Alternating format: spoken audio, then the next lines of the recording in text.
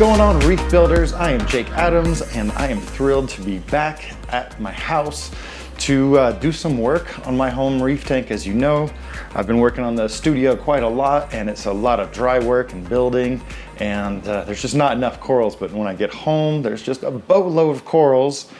And so today, I am gonna do some maintenance on my main reef tank.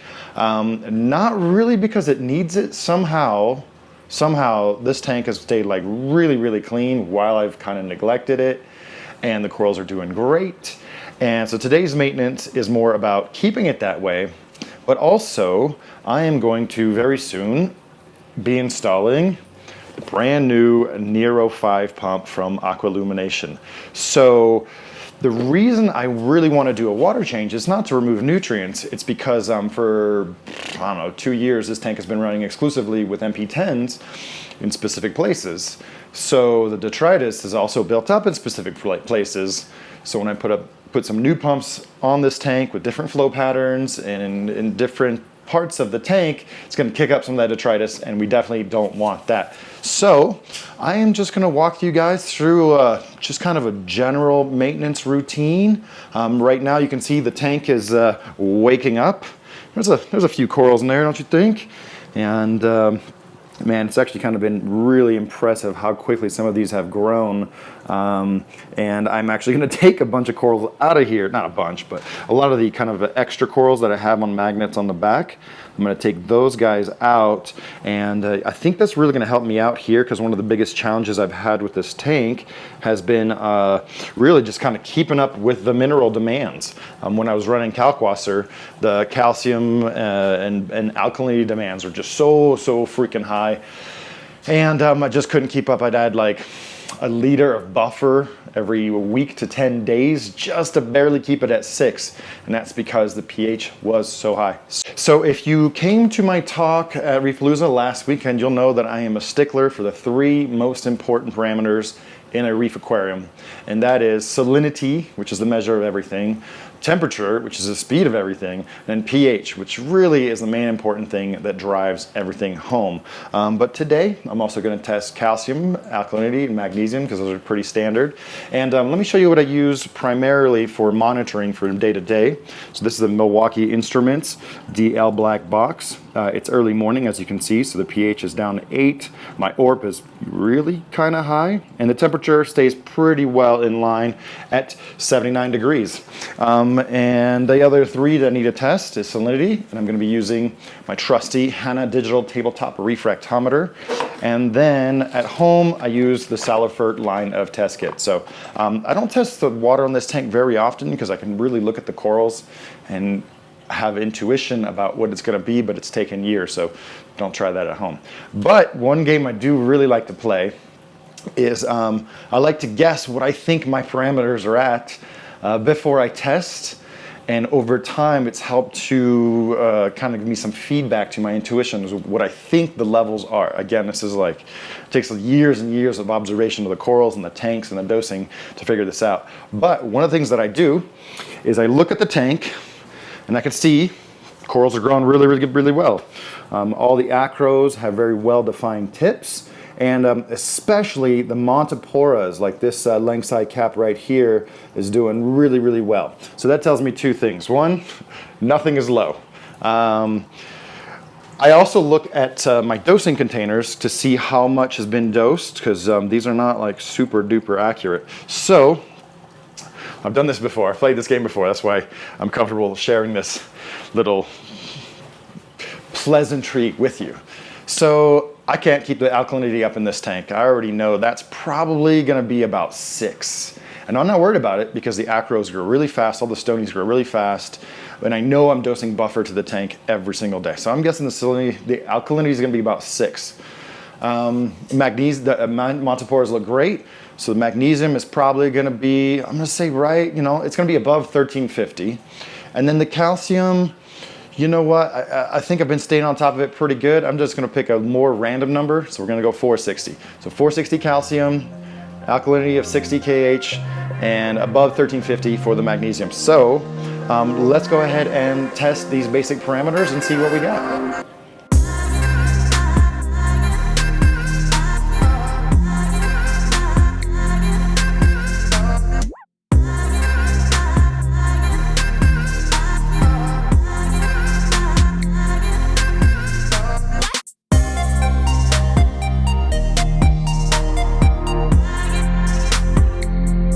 that was a fun little guessing game. The parameters are kind of in line with what I expected.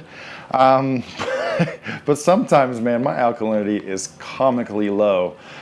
So ended up with a salinity of 34 parts per thousand, right spot on where I want it. The calcium was 520, touch high, not a big deal with that. Magnesium 1410, not a big deal with that. But the alkalinity is 4.8. And this is kind of like the limit of how low I'd want it to go. But again, I manually dose boosters of buffer to the tank every few days. My dosing container for the buffer has just run out. The corals look really, really good. That's most important. It's just looking at the corals. So definitely when I'm done with everything, I'm going to come back around to the chemistry, give my dosing pump a little bit of maintenance, and put a more concentrated buffer solution in the alkalinity dosing. So next is something a little interesting, because it's not something I generally do, but now that I have a lot of space over at the studio, I am actually going to take out a lot of extra coral. There's this frag rack that I've had on the side here forever. I don't know if its time has come today yet, but I have a bunch of corals here that I've been, so when I was out of space, I just started putting stuff on magnets. So these are magnetic frag discs, and I think I'm gonna take most of those guys out. I've got a couple loose frags here on the ground. A little bit more of an anacropora corner over here. And then this really beautiful striped candy coral that I've had for a long time just started getting a little disease right there in the middle. Very, very strange. So I'm gonna take that out, break it up, leave a piece in there, and then spread it around a little bit. So I guess it's time to reshuffle some corals, make some space, and just open up the tank so I can get into and access every little section to take out some algae and remove some detritus. So let's take some corals out.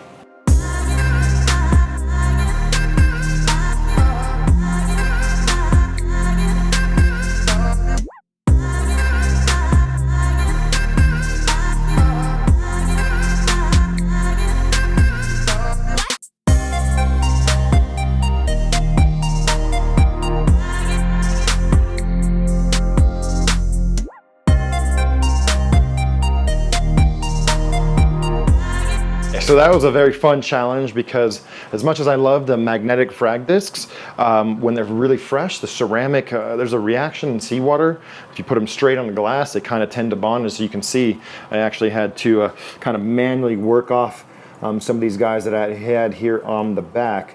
But once I get that cleaned up, I'm actually going to be really happy just to have a fewer corals in the tank, reducing the demand for mineral replenishment. And yeah, all right, so I got those out of the way. Now the coast is clear for me to get in there, give it a deep scrub of the glass of places that the magnet can't really reach, and just kind of pull out some of the tufts of algae that have built up in some places. So yeah, the tank is getting a little bit dirtier as I'm working on it, but this thing is going to polish up super duper nice. So thanks for tuning in. I hope you're enjoying this maintenance with Jake on his personal reef tank, and it's going to turn out real good. So let's get back at it.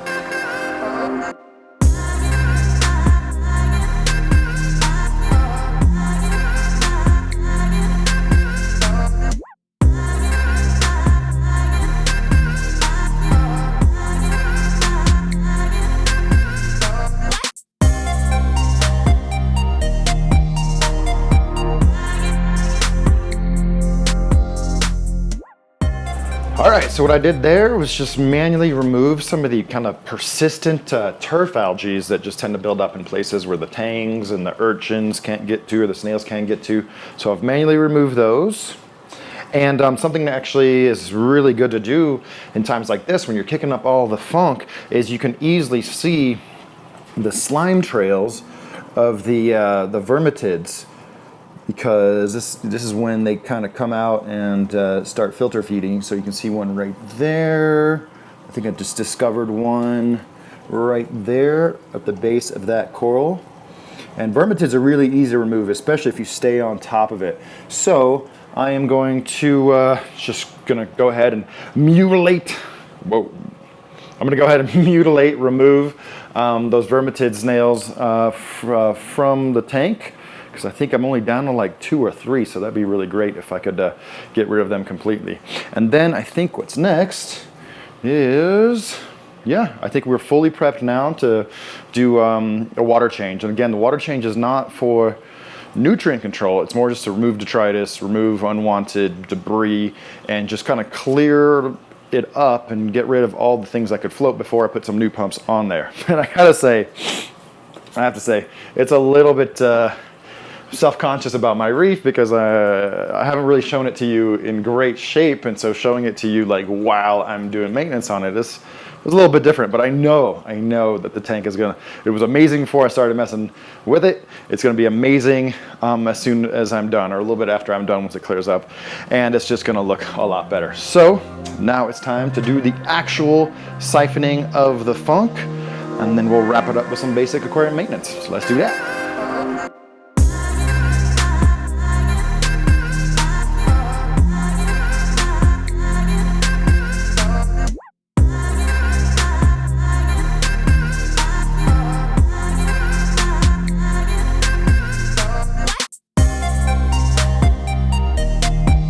All right, so I really got into the Reef tank and did some deep cleaning. It's always super satisfying to clean a Reef tank that is doing well, right? Like if I'd left it alone and just watched it for the next few weeks, it'd still be fine. But it's nice to get in there and just kind of really get my hands on the corals, realize how big some of them are. And you know, one of the inspirations for the studio is I was running out of room in this particular aquarium. And you know, I just don't want to cut stuff down and have frags all over the place. So I know that this tank is definitely due for a major rescape. The water's still a little bit cloudy, and I haven't wiped off the glass. And I still have some closing chores to do with this particular tank. But now that I've actually shuffled a lot of corals out of there, I think today I'm gonna be taking a bunch of coral over to the studio. But before that, something I've been waiting for all day, I wanted to get this done first. I'm going to my favorite local fish store for reefers, aquatic art. They're only open Friday and Saturday. My buddy Larry Ledzinski left a big green Capricornus, Monte Cap, over there for me. And I'm sure there's a couple of used corals that I can pick up to start filling up the vat at the Coral Flat. So, time for me to go on a small little fish store crawl, and I'll be back at you guys when this tank is ready to show off. All right, see you in a bit.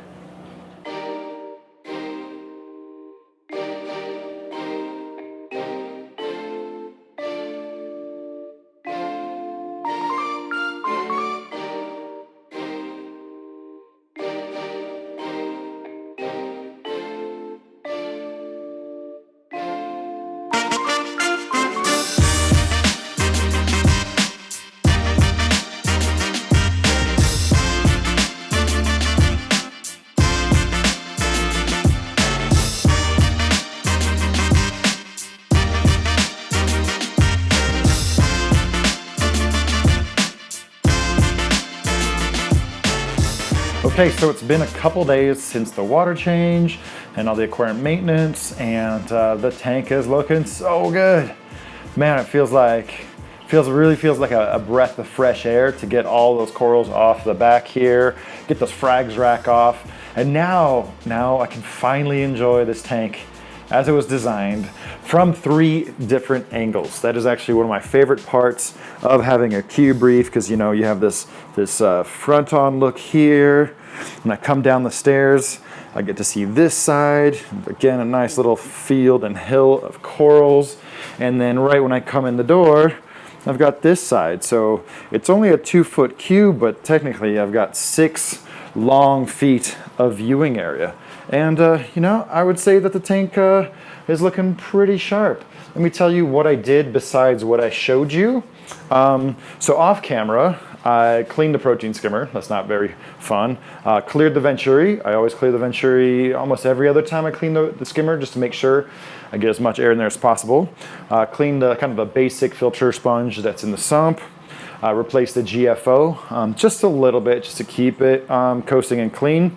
And then I replace the additives in my dosing pump system. So I've got, people always ask, I've got Calcion, Brightwell Aquatics Calcion in number 1, Acropower in number 2, Magnesion in number 3, and pH 8.3 for the buffer. And I make mine a little bit more concentrated so I don't have to add so much. But what's funny is I was editing this video earlier and the tank had woken up, but the one thing that hadn't woken up yet was the original Weeping Willow leather coral. This reef tank just doesn't quite look the same when he's not opened up. It just looks like a big stump right there in the tank. But I think you'll agree that this tank cleaned up very nicely.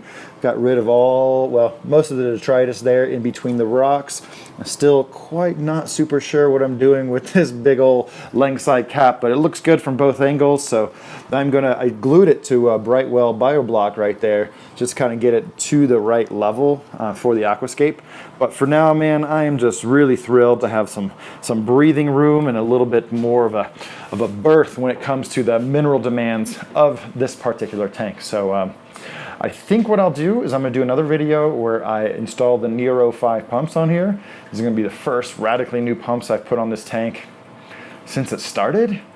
And in the future, we'll do a more flattering kind of hands-on look at just the tank itself and show off all the different animals and corals and fish and stuff like that. So thanks again, you guys, for tuning in. I'm going to try to crank out a bunch of videos here in the next few days and week because I don't have anywhere to travel to, and that's the only complaint that I get regularly in the comments on these videos is not enough of them. So I have a lot of video topics coming up. Thanks to everybody for tuning in. I shouldn't have to tell you to subscribe or hit that notification bell because there's a lot of great reef aquarium videos coming here on the YouTube channel. So be sure and tune in to the next one, and I'll catch you guys on the next time.